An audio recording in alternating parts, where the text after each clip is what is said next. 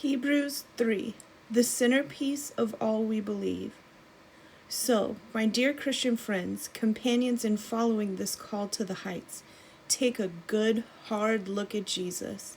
He's the centerpiece of everything we believe, faithful in everything God gave him to do. Moses was also faithful, but Jesus gets far more honor. A builder is more valuable than a building any day. Every house has a builder, but the builder behind them all is God. Moses did a good job in God's house, but it was all servant work, getting things ready for what was to come. Christ as Son is in charge of the house. Now, if we can only keep a firm grip on this bold confidence, we're the house. That's why the Holy Spirit says, "Today, please listen. Don't turn a deaf ear as in the bitter uprising," that time of wilderness testing. Even though they watched me at work for 40 years, your ancestors refused to let me do it my way. Over and over they tried my patience, and I was provoked. Oh, so provoked. I said, they'll never keep their minds on God. They refused to walk down my road. Exasperated, I vowed, they'll never get where they're going, never be able to sit down and rest.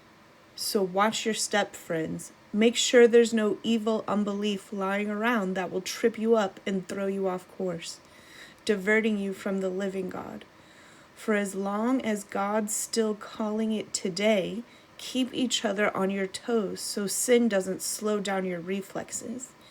If we can only keep our grip on the sure thing we started out with, we're in this with Christ for the long haul. These words keep ringing in our ears. Today, please listen. Don't turn a deaf ear as in the bitter uprising. For who were the people who turned a deaf ear? Weren't they the very ones Moses led out of Egypt? And who was God provoked with for 40 years? Wasn't it those who turned a deaf ear and ended up corpses in the wilderness?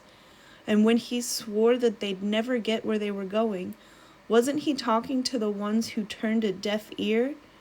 They never got there because they never listened, never believed.